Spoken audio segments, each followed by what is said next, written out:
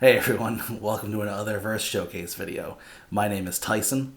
Today, we're going to be looking at my Ultramarines and telling the semi-hilarious story of how I went from one model to all of this.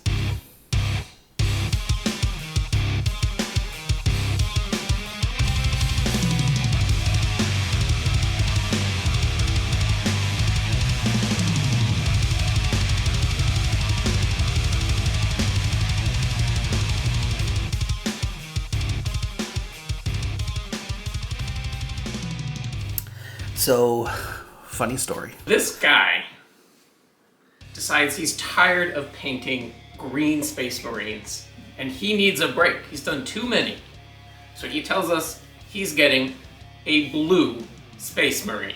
Gilliman looks pretty awesome, so I decided I needed to buy the box to paint the model. And Tyson's like, oh my god, this model's amazing, I just need to have it. I painted him up, spent some time, more than I usually did, and I was really happy with the outcome of that model.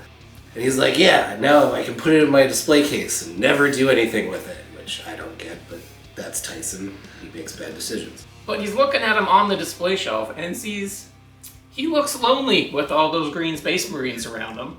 Yeah, there was a lot of Dark Angel green, so, I decided, well, I'll eBay a couple of guys to hang out with him in the showcase.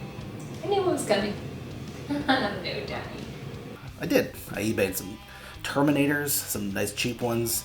So it was like 5 or maybe 10, like Terminators or something like that. And I was like, okay, I get that. Then I ended up ordering some Intercessors from the Dark Imperium box, and I got some Stern Guard vets really cheap and saved those.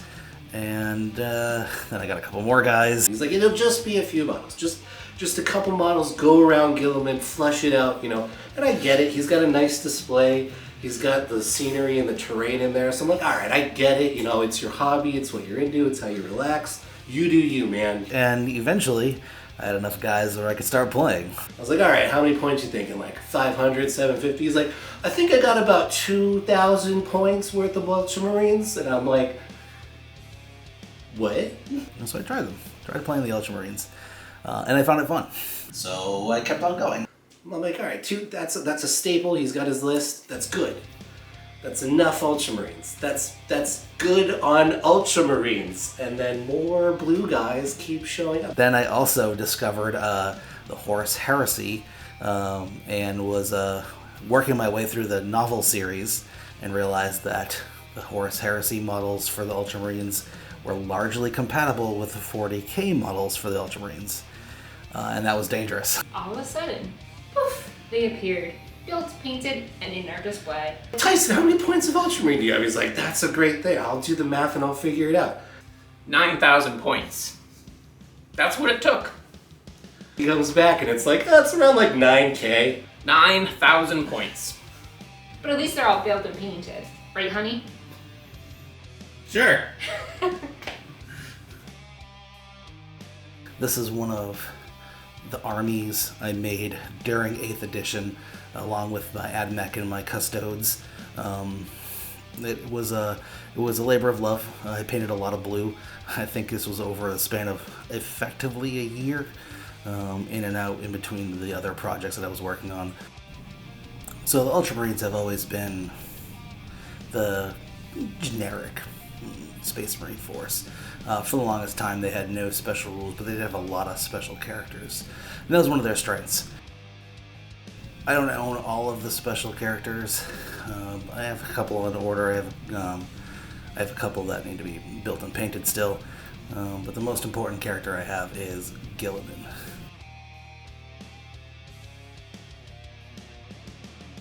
Gilliman was resurrected at the end of 7th edition. The campaign setting / story brought the 7th edition to an end in 8th edition into being. He made the long trek to Terra, met with the Emperor, walked out with his sword, and has kind of run things since then. He's a fun character on the tabletop. There's a pretty good chance that if you manage to kill him, he comes back to life and keeps on fighting. One of the other characters that's hugely important to the story of 8th edition is Marneus Calgar. Currently, he is in charge of defending Vigilus. Marneus Calgar was wounded and went through the Rubicon Primaris, came out beefier, and has been defending Vigilus ever since. It's pretty exciting. He had some new lore come through in the first official Marvel comic. It's a big deal for kind of a niche hobby to have a comic produced by Marvel. It was fun. Made up some new lore for him. He has a slightly different origin story than anybody would have guessed. Doesn't change anything, but it's just a different angle. I'm a big fan of a lot of the Horus Heresy models. The Spartan assault tank is wicked fun to fill with Terminators and kind of ram forward into whoever you want to die. Venerable dreadnoughts, the Contemptor dreadnoughts, are my favorite style of dreadnought. They just look fantastic. They have a good proportion to the Marines standing around them, and they have a lot of weapon options. In 8th edition, the Leviathan Dreadnought was pretty nasty. He's been toned down for 9th edition, but he's still pretty fun. The one that's doing the best in 9th edition is the good old Redemptor Dreadnought. He was invented in 8th edition with the new Dreadnought rules. He really excels. I'm a big fan of the Heroes blind box releases that GW did. The first release was all Firstborn Marines. They have exciting poses. They're very dynamic. They have cool bases already built into them. And I painted my setup as Ultramarines. While it's not super competitive, one of my favorite things to do is to fill the Storm Raven with a 10-man tack squad, a box knot dreadnought, and at least a captain, if not a lieutenant, and ram it forward into the enemy. It doesn't usually last past the first or second turn, but when it gets destroyed, it leaves a whole bunch of threat right there, and it gives the rest of the army a chance to maneuver, get where they're going to be useful. The Punisher Assault Tank was a lot of fun in 8th edition.